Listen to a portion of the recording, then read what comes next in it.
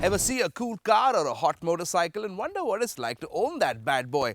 Well, here on the show, we have wondered and we decided to find out. Here's life with the ZX-10R. Oh, this is the Kawasaki's liter machine, a very potent bike, the ZX-10R. So technically the specifications are it develops around 160 horsepower and 110 Newton meters of torque. So like I said, it's the most potent liter bike in the stable of Kawasaki. That's the favorite color of Kawasaki, that's why it's known as Team Green since its inception. So this particular, they have one or two shades of green also, there's a darker metallic one, but this is the one which is known as the Kawasaki Racing Green. So I found this color and I just straight away picked it up. It's simply a very, very ferocious kind of a machine. So that feeling, you feel like a god on something, you feel invincible. I mean, nothing ever comes close to it, whether it's a supercar or any other machine. I mean, it is that amazingly, scarily fast. But at the same time, you have to be very mature, otherwise you'll go down very badly. So that's the feeling, the adrenaline rush, the moment you give the throttle, 0 to 100 in under 3 seconds. I mean, the first gear goes up to 150 kmph, so it's a very potent bike. Obviously, when the company makes this kind of an engine, so it puts in the adequate, appropriate handling components also, whether it's the suspension, the shockers, and most importantly, the brakes. So they are top notch. So you feel very secure. Plus, they are very light and nimble. So that's again a very kind of a nice thing that you can handle a very lightweight and fast machine which stops very well. So it gives you a lot of confidence despite the raw power. I've taken this baby touch to 90 kmph on one of the straights and it is a dream to turn on the curves. So any liter bike, and specifically if you're talking about 10R, so yes. And it's one of the most low-lying kind of a bike I've seen, very low center of gravity. So it really gets plastered to the tarmac, and that's a very confidence-inspiring kind of a thing this bike has. The first is the performance, so we've dumped the stock air filter, replaced it with the K&N. Then the exhaust system is by the Italian company Leo Winch, and then you have the power commander. That's a unit which piggybacks onto your ECU, stock ECU, and it changes the fuel mapping of the bike. So you have so many maps which are there on the internet. So according to your air modifications, that is your air filter and stock, you can download a particular map which gives the exact air-fuel ratio. So these things, and plus the last one is the TRE I have put, that is known as the timing retard eliminator. You can pull the bike in every gear mode than the stock settings. So and obviously the sprocketing is also changed. The rear sprocket has gone up by 2 teeth. So that gives a very ferocious initial acceleration. Beautification, as you can see, the windscreen is green tinted, and you have the covers of the brake reservoir. Then the levers are anodized black, and the drive chain, if you see, that is matching green in color. That's again a very rare thing. You have a drive chain, colored drive chain. So these are the little bit beautifying mods I've done. Yeah, the commonest, the favorite are always these two. Okay, how much mileage does it give? That's the number one question. And the number two is it a modified kind of a bike? So though over the years I have seen the same questions going down because of the availability of so many super bikes in India.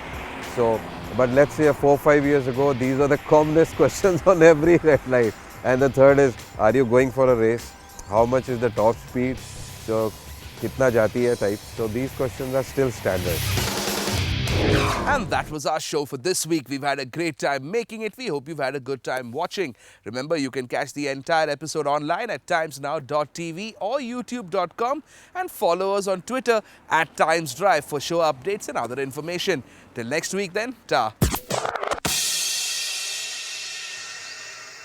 This is Times Drive. I'm Joel Pereira, and this right here is the 2014 Skoda Superb.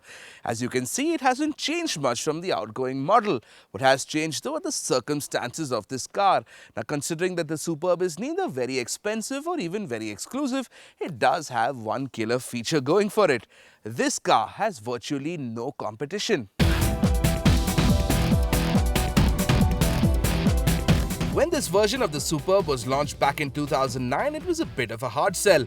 Ruling the roost was the Honda Accord, the favorite of aspirational business types and senior management everywhere.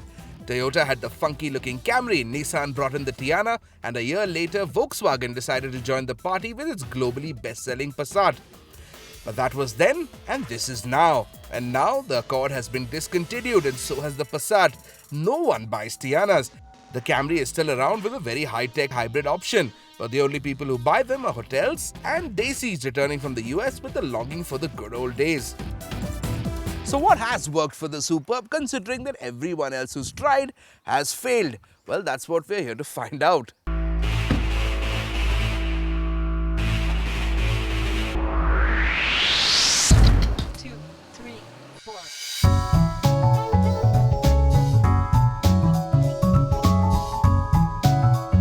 So under the sharpened bonnet, you've got the standard petrol and diesel engine options. You could either get the 2-litre diesel, which is the big seller, or the 1.8-litre TSI petrol, which is what we're driving right now. Now this engine puts out a rather decent 160 bhp and 250 newtons of torque, which makes it nippy if not exactly fast. Problem is that you have to coax the power out of this engine, an issue you really don't have with the diesel.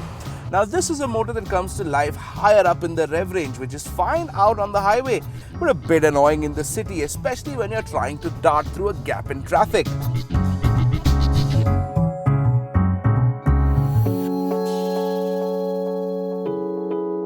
The car we're driving, the top-end petrol, does come with a 7-speed dual-clutch automatic transmission along with paddle shifters as standard, and shift timings are decent, though improved dramatically should you switch to sports mode or take matters into your own hands and use the paddle shifters so thoughtfully provided.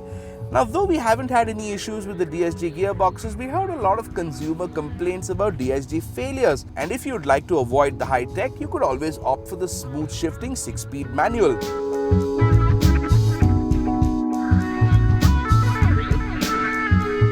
Now the good thing is that the Superb is no slouch in the driving department. The chassis and the suspension are identical to the outgoing Superb, because I guess if it wasn't broke, there's no real reason to fix it. Now driving this car at high speeds is actually quite relaxing, and should you hit a corner fast, you won't be thinking about death. The ride quality too is pretty impressive, and though you will sometimes hear but not really feel the occasional judder. Now this car handles bad roads with style.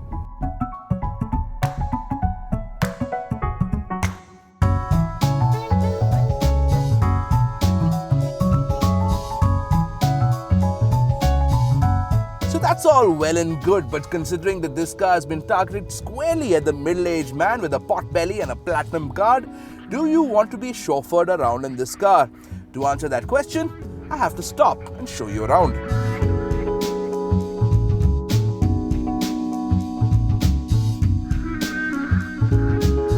Oh yeah, absolutely. For one, it feels rich and understated, and two, acres, literally acres of space. There's so much legroom round the back that you won't know what to do with it. Another nice touch are the pillar-mounted AC vents that are actually functional, unlike the low-mounted vents in other cars that threaten to make men sterile. Over in the front, you do get everything that you would with a car that costs this much. Parking sensors, sunroof and all-leather seat. And then there's a nifty touchscreen that controls the stereo and mobile Bluetooth. Weirdly enough, there's no USB port, and that's a bit of a boo-boo because 1. Digital music, and 2. It's always nice to play music from your phone and charge it at the same time, because let's face it, smartphones have batteries with a life cycle of a grape in the sun. There's also the boot, which is one of the party tricks. That's because this thing opens in 2 different ways. There's the normal sedan-like boot lid for suitcases and such, and then for better access while transporting a fridge or a body, you can also open it this way. That's kind of cool and would help tremendously if you need to make people disappear.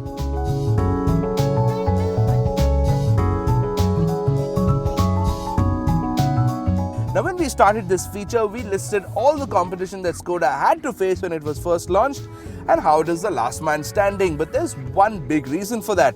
The Superb is a good car, but by no means outstanding. What worked for the Superb was value. The 2014 Superb has not been launched yet, but going by the price of the outgoing car, the Superb offers German levels of luxury as well as a somewhat prestigious badge, but without the tremendous price. Another big factor was the engines. The 2.4-litre petrol might work in North America with the Accord or the Camry, but in India, that just is a bit much. Skoda's frugal 1.8-litre TSI petrol and 2-litre diesel makes running costs seem cut price compared to its erstwhile rivals.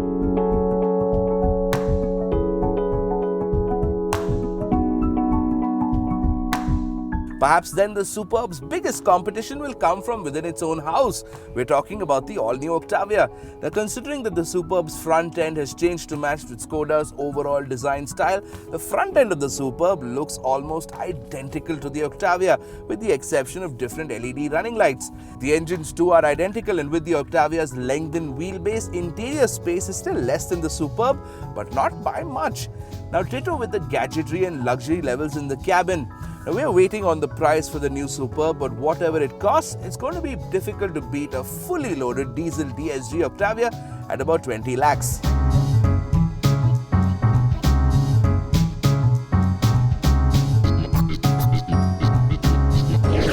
We're moving on now. Here's all the news from Planet Auto.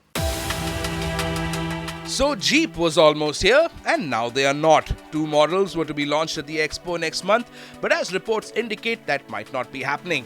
According to company officials, they are committed to the Indian market and will launch it when market sentiments improve. For a company like Jeep, that makes sense, as the models being launched here were coming as CBUs. What that means is that they're likely to be a bit pricey. What that also means is that BMW and Audi would slaughter Jeep in the pricing wars. Honda Amaze gets a new variant this week. They're calling it the SX, and it's going to fit between the S and the high-end VX version. The Amaze SX, coming just as it does above the S version, will feature all its features, including a stereo, mounted audio controls, height adjust, keyless entry, and safety features like dual airbags, ABS, and EBD. Prices for the new SX petrol will be 6.22 lakhs and 7.12 for the diesel, ex-showroom.